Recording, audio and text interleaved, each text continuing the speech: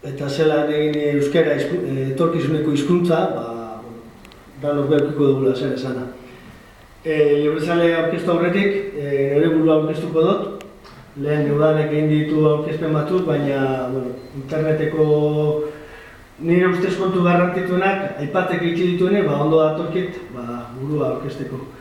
Azken 10 urteotan, nabil batez ere buru belarri interneteko kontuetan, interneten ezagutu dut, adibidez, interneteko kontuetan ezagutu unai, baina Luistxo adibidez lehenago ezagutu nuen. 80. hamarkadan, bai bera baini, kasetaritzaren inguruan genbiltzalako. 2000. urtean, Javi Zabala blogariarekin batera, gerora blogaria izango zenarekin batera, irratia.com sortu genuen, eta gaur egun oraindik astero podcast bat egiten dugu. Astero egin dugu 180. podcast euskalduna. Uste genuen lehenengoa eta bigarren, hirugarrena eta laugarrena egiten genuenean sortuko zirela podcast berriak euskaraz, baina apenas sortu dira.